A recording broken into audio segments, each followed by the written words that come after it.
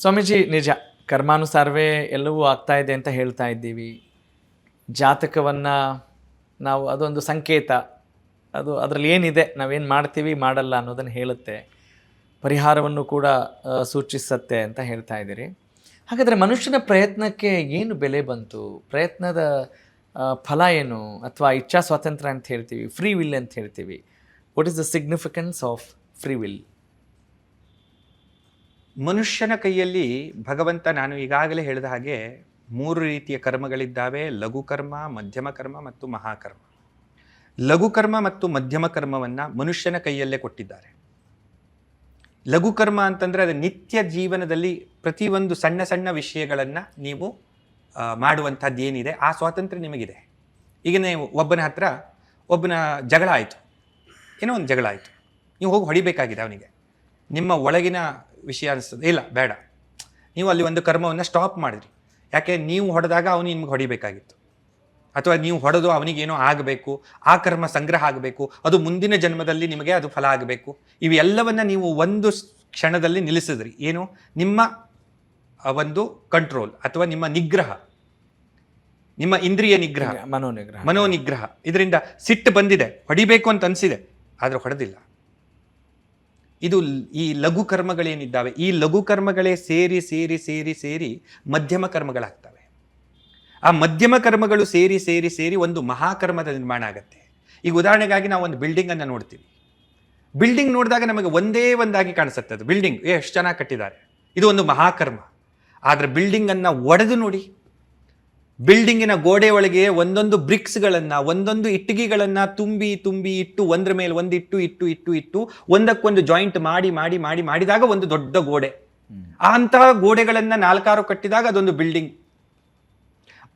ಅದನ್ನು ಒಡಿರಿ. ಆ ಇಟ್ಟಿಗೆಗಳು ಸೇರ್ಕೊಳ್ಬೇಕಾದ್ರೆ ಅದಕ್ಕೆ ಸಣ್ಣ ಉಸ್ಕು ಹಾಕಿದ್ದೀರಿ ನೀವು. ಹೌದು, ಅದಕ್ಕಿಂತ ಸೂಕ್ಷ್ಮವಾದಂಥ ಸಿಮೆಂಟ್ ಹಾಕಿದ್ದೀರಿ. ಸಿಮೆಂಟು ಉಸ್ಕು ಆ ಕರ್ಮಗಳನ್ನು ಹಿಡ್ಕೊಂಡಿದೆ, ಆ ಒಂದು ಇದನ್ನು ಹಿಡ್ಕೊಂಡಿದೆ. ಅಸ್ತಿತ್ವ ಅಂದ್ರೆ ನೋಡಿ, ಇಷ್ಟು ಸಣ್ಣದಾದಂತ ಒಂದು ಉಸ್ಕು, ಕಣ, ಉಸ್ಕಿನ ಸಣ್ಣ ಕಣ, ಅದನ್ನ ನಾವು ನಮ್ಮ ಒಂದು ಲಘು ಕರ್ಮ ಅಂತ ಇಟ್ಕೊಳ್ಳೋಣ. ಅದು ಒಂದು ಇಟ್ಟಿಗೆಯನ್ನ ಹಿಡ್ಕೊಳ್ಳುತ್ತೆ, ಅದು ಮಧ್ಯಮ ಕರ್ಮ ಅಂತ ಹಿಡ್ಕೊಳ್ಳೋಣ. ಈ ಇಟ್ಟಿಗೆ ಮತ್ತು ಉಸ್ಕುಗಳು ಸಾವಿರಾರು ಸೇರಿದಾಗ ಒಂದು ಬಿಲ್ಡಿಂಗ್ ಆಗತ್ತೆ, ಒಂದು ದೊಡ್ಡ ಬಿಲ್ಡಿಂಗ್ ಆಗತ್ತೆ. ಇದು ಮಹಾಕರ್ಮ. ಜನರಿಗೆ ಕಾಣುವುದು ಮಹಾಕರ್ಮ.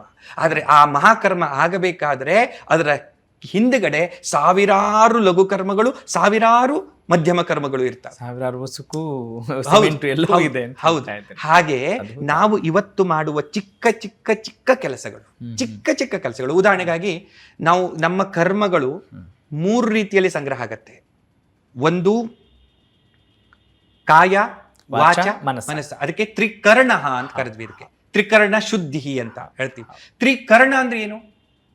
ಕರ್ಣ ಅಂದ್ರೆ ಕಾರಣವಾದ, ಯಾವುದಕ್ಕೆ ಕಾಸ್, ಈ ಕರ್ಮಕ್ಕೆ ಕಾರಣ, ಅದು ಅದಕ್ಕಾಗಿ ಕರ್ಣ ಅಲ್ವಾ? ಆ ಕರ್ಣ ಅನ್ನುವುದು ಏನಿದೆ, ತ್ರಿಕರ್ಣಗಳು ಕಾಯ, ವಾಚ, ಮನಸ್ಸ, ನಮ್ಮ ದೇಹದಿಂದ ಕರ್ಮ ಉಪಕರಣಗಳು ಅಂತಾನೂ ನಾವು ಕರ್ಣ ಅಂತ ಹೇಳ್ತೀವಿ. ಈಗಿಗೂ ಹೇಳ್ತೀವಿ ಅನ್ಕೊಳ್ತೀನಿ. ಕರ್ಣ ಅಂದ್ರೆ ಕೇಳೋದು ಅಂತ. ಅಂದ್ರೆ ಸಂಸ್ಕೃತದಲ್ಲಿ ಏನಿದೆ, ವಿಷಯ ಬದಲಾವಣೆ ಆಗುತ್ತೆ ನೀವು ಕ್ವಶನ್ ಮಾಡಿದ್ರೆ. ಆದ್ರೂ ಹೇಳ್ತೀನಿ, ಸಂಸ್ಕೃತದಲ್ಲಿ ಏನಾಗಿದೆ, ಒಂದೇ ಶಬ್ದಕ್ಕೆ 100 ಅರ್ಥಗಳನ್ನ ನಾವು ಕಲ್ಪನೆ ಮಾಡಿ. ಮನಸ, ವಾಚ, ಕಾಯ, ಕಾಯ, ವಾಚ, ಮನಸ ಅನ್ನುವಂತ ತ್ರಿಕರ್ಣಗಳು. ಈ ತ್ರಿಕರ್ಣದಿಂದ ಕರ್ಮಗಳು ನಿಮ್ಮ ಒಳಗೆ ಅದು ಸಂಗ್ರಹ ಆಗ್ತಾ ಇರುತ್ತೆ. ಮನಸ್ಸಿನಲ್ಲಿ ನೀವು ಒಂದು ವಿಚಾರ, ಒಬ್ಬ ವ್ಯಕ್ತಿ ಬಂದ, ವ್ಯಕ್ತಿಯನ್ನ ನೋಡ್ತಾ ಇದ್ದಾಗ ನಿಮ್ಗೆ ಒಂದು ವಿಚಾರ ಅನಿಸ್ತು, ಕೆಟ್ಟದಾದಂತ ವಿಚಾರ ಬಂತು, ಕೆಟ್ಟ ಕರ್ಮ ಆಯ್ತು, ಮಾನಸಿಕವಾಗಿ ಕೆಟ್ಟ ಕರ್ಮ ಆಯ್ತು. ಅವನನ್ನ ಕಂಡು ಒಳ್ಳೆಯ ವಿಚಾರ ಬಂತು, ಒಳ್ಳೆಯ ಒಬ್ಬ ವ್ಯಕ್ತಿಯಪ್ಪ, ಅವನು ಏನೋ ಇರಲಿ ಚೆನ್ನಾಗಿದ್ದಾನೆ, ಅಥವಾ ಅವನಿಗೆ ಏನಾದ್ರೂ ಬೇಕೋ ಏನೋ, ಅಥವಾ ಅವನಿಗೆ ಕುಡಿಲಿಕ್ಕೆ ಕೇಳಲೇನೋ, ನೀವು ಕೊಡ್ತಾ ಇಲ್ಲ ಅವನಿಗೆ, ಬಟ್ ಜಸ್ಟ್ ವಿಚಾರ ನಡೀತಾ ಇದೆ, ಆಲೋಚನೆ ನಡೀತಾ ಇದೆ. ಆ ಒಳ್ಳೆಯ ವಿಚಾರಗಳು ಬಂತು, ಸತ್ಕರ್ಮ, ಮಾನಸಿಕವಾಗಿ ಸತ್ಕರ್ಮ ಆಯ್ತು. ಅದನ್ನೇ ನೀವು ಮಾನಸಿಕ ಸತ್ಕರ್ಮವನ್ನೇ ಅವನಿಗೆ ಕೇಳಿದ್ರಿ, ಸರ್ ಬನ್ನಿ ಸರ್, ನಮಸ್ಕಾರ, ಬನ್ನಿ ಬನ್ನಿ ಬನ್ನಿ ಬನ್ನಿ ಬನ್ನಿ ಕೂತ್ಕೊಳ್ಳಿ, ಬಹಳ ದಿವಸ ಆಯ್ತು. ಅಥವಾ ನೀವು ಯಾರು ಅಂತ ಗೊತ್ತಾಗ್ಲಿಲ್ಲ, ಈಗ ಒಂದು ಚೆನ್ನಾಗಿ ಏನೋ ಮಾತಾಡಿ, ಏನು ಕುಡಿಲಿಕ್ಕೆ ಏನಾದ್ರು ಕೊಡ್ಲಾ, ವಾಚ ಕೊಡ್ಲಿಲ್ಲ, ನೀವು ಕುಡಿಲಿಕ್ಕೆ ಕೊಡ್ಲಿಲ್ಲ, ಕೇಳ್ತಾ ಇದ್ದೀರಿ ಅಷ್ಟೇ. ಇದು ವಾಚ ಒಳ್ಳೆಯ ಕರ್ಮ ಆಯ್ತು. ಅದನ್ನ ಬಿಟ್ಟು ನಾವು ಯಾಕೆ ಬಂದಿಪ್ಪ ಇಲ್ಲಿ, ನಿನ್ಗೆ ಯಾಕೆ ಬರ್ಲಿಕ್ಕೆ ಹೇಳಿದ್ರು ಅಂತ ನಾವು ಅದೇ ವ್ಯಕ್ತಿಗೂ ಕೇಳ್ಬೋದು. ಅದು ಈಗ ನಮಗೆ ಕೆಟ್ಟ ಕರ್ಮ ಆಯ್ತು, ಪಾಪಕರ್ಮ ಆಯ್ತು. ಹೀಗೆ ಒಂದೇ ಒಂದು ಕರ್ಮವನ್ನ ನಾವು ನೋಡುವ ದೃಷ್ಟಿಯಲ್ಲಿಯೇ ನಾವು ಈ ಸಣ್ಣ ಸಣ್ಣ ಕರ್ಮಗಳು ಇವುಗಳೆಲ್ಲ ಏನಾಗತ್ತೆ ಸಂಗ್ರಹ ಆಗ್ತಾನೆ ಇರುತ್ತೆ. ಆಮೇಲೆ ಅವನಿಗೆ ಬರ್ತೀರಿ, ದೈಹಿಕವಾಗಿ ಅವನನ್ನು ಕರೆಸಿ, ಬನ್ನಿ ಸರ್ ಕೂತ್ಕೊಳ್ಳಿ ಅಂತ ಕೂರಿಸ್ತೀರಿ, ಅವನಿಗೆ ಒಂದು ಟೀ ಕೊಡ್ತೀರಿ, ಅವನಿಗೆ ಒಂದು ಏನೋ ತಿನ್ಲಿಕ್ಕೆ ಕೊಡ್ತೀರಿ, ಅಥವಾ ಏನೋ ಒಂದು ಒಳ್ಳೆ ರೀತಿಯಲ್ಲಿ ಅವನನ್ನು ಮಾತಾಡ್ತೀರಿ, ಅವನಿಗೆ ಕಷ್ಟ ಸುಖಗಳನ್ನು ಕೂತ್ಕೊಂಡು ನೀವು ಬಗೆಹರಿಸ್ತೀರಿ. ಇದು ದೈಹಿಕ ಕರ್ಮ ಆಯಿತು. ಕಾಯ ವಾಚ ಮನಸ್ಸು, ಮೂರು ರೀತಿಯ ಕರ್ಮಗಳಲ್ಲೂ ನಡೀತಾ ಇದೆ. ಈ ಕರ್ಮಗಳಲ್ಲಿ ನಾವು ಈ ಎಲ್ಲ ಸಣ್ಣ ಸಣ್ಣ ಸಣ್ಣ ಸಣ್ಣ ಕರ್ಮಗಳು ಸೇರಿ ಸೇರಿ ಸೇರಿ ಸೇರಿ ಸೇರಿ ಒಂದು ಮಧ್ಯಮ ಕರ್ಮ ಮಹಾಕರ್ಮವಾಗಿ ನಿರ್ಮಾಣವಾಗಿ ನಿನ್ನ ವ್ಯಕ್ತಿ ಆಗುತ್ತೆ. ಅದಕ್ಕಾಗಿ ಪ್ರತಿಯೊಬ್ಬ ವ್ಯಕ್ತಿಯೂ ಕೂಡ ಏನನ್ನ ವಿಚಾರ ಮಾಡಬೇಕು ಅಂದ್ರೆ, ನಾನು ರಾಜನಾಗ್ಬಿಡ್ಬೇಕು ಅಂತ ವಿಚಾರ ಮಾಡಬಾರ್ದು. ನೀ ಇವತ್ತು ಏನು ಕೆಲಸ ಮಾಡ್ತೀಯಲ್ಲ ಆ ಕೆಲಸವನ್ನ ನೀನು ಮಾಡಬೇಕು. ಇದಕ್ಕೊಂದು ಸಣ್ಣ ಒಂದು ಕತೆ ಹೇಳ್ತೀನಿ. ಕತೆ ಅಂದ್ರೆ ನಡೆದಿದ್ದು ಘಟನೆ. ನಮ್ಮಲ್ಲಿ ಒಬ್ಬ ಮಿನಿಸ್ಟರ್ ಬಂದರು ನನ್ನನ್ನು ಭೇಟಿಯಾಗಲಿಕ್ಕೆ. ಸ್ವಲ್ಪ ಧಾರ್ಮಿಕವಾಗಿ ನಂಬಿಕೆ ಇರುವವರು ಬಂದು, ಅವರಿಗೆ ವಯಸ್ಸು ಆಗ್ತಾ ಇದೆ. ಅವರು ಎಲ್ಲ ಪ್ರಶ್ನೆ ಕೇಳ್ಕೊಂಡ್ರು, ಅವರ ರಾಜಕೀಯ ಜೀವನ ಭವಿಷ್ಯ ಎಲ್ಲ ಕೇಳಿದ್ರು. ನಂತರ ಅವ್ರಿಗೆ ಒಂದು ಕ್ವಶನ್ ಕೇಳಿದ್ರು, ಅಲ್ಲ ಗುರುಗಳೇ, ನಮ್ಮ ತಂದೆಯವರು ತರಕಾರಿ ಮಾರ್ತಿದ್ರು, ಅವ್ರ ತಂದೆಯವರು ತರಕಾರಿ ಮಾರ್ತಿದ್ರು, ನಾನು ಮಿನಿಸ್ಟರ್ ಆಗಿಬಿಟ್ಟೆ, ಹೆಂಗೆ ಗುರುಗಳೇ ಇದು? ನಮ್ಮ ತಂದೆಯವರ ಆಸ್ತಿಯಲ್ಲಿ ಇದ್ರು, ಅಂದ್ರೆ ಬಡತನ, ಕೆಟ್ಟ ಬಡತನದಲ್ಲಿದ್ವಿ, ನಾನು ಮಿನಿಸ್ಟರ್ ಆಗಿ ಇವತ್ತು ಕೋಟ್ಯಾಂತರ ರೂಪಾಯಿ ಆಸ್ತಿ ಮಾಡಿದೆ, ಹೇಗೆ ಇದು ಸಾಧ್ಯ? ಯಾವ ಪುಣ್ಯ ನನಗೆ ಕೆಲಸ ಮಾಡ್ತೀವಿ? ನೀವು ಅಂತೀರಿ, ನಾನು ಅಂದೆ ಅವರಿಗೆ, ಎಲ್ಲ ಪುಣ್ಯ ಅಪ್ಪ, ಪುಣ್ಯದಿಂದನೇ ನೀವು ಪಡೆದಿರುವಂಥದ್ದು. ಅವರಂದ್ರು, ಏನು ಪುಣ್ಯದಿಂದ ನನಗೆ ಬಂತು ಇದು? ಇಷ್ಟು ನಾನು ಅನುಭವಿಸಿದ್ದೀನಿ. ಅವರಂದ್ರು, ನನ್ನ ಮಕ್ಕಳು ಇವತ್ತು ಫಾರಿನ್ ನಲ್ಲಿ ಇದ್ದಾರೆ, ಅವರು ಅಲ್ಲಿ ಕೆಲಸ ಮಾಡ್ತಾರೆ, ಅಲ್ಲೇ ಎಜುಕೇಶನ್ ಆಯಿತು, ಇಷ್ಟೆಲ್ಲ ನಾನು ಮಾಡಿದೆ. ನಮ್ಮ ತಂದೆ ತರಕಾರಿ ಮಾರ್ಕೊಂಡು ಜೀವನ ಮಾಡಬೇಕು ಅಂತ ಪರಿಸ್ಥಿತಿಲಿದ್ರು, ನನಗೆ ಹೇಗೆ ಇದು ಬಂತು? ನಾನು ಆಗ ಅಂದೆ ಅವರಿಗೆ, ಅವರ ಜಾತಕವನ್ನು ನೋಡಿ, ನನ್ನ ಒಂದು ದೈವೇಯ ಶಕ್ತಿಯಿಂದ, ನೋಡಪ್ಪ, ನೀನು ಒಂದು ದಿವಸ ಒಂದು ಇಂಥ ಊರಿನಲ್ಲಿ ಒಂದು ದೇವಸ್ಥಾನ ಇದೆ, ಆ ದೇವಸ್ಥಾನದಲ್ಲಿ ನಿತ್ಯ ಅನ್ನದಾನ ಮಾಡ್ತಿದ್ರು.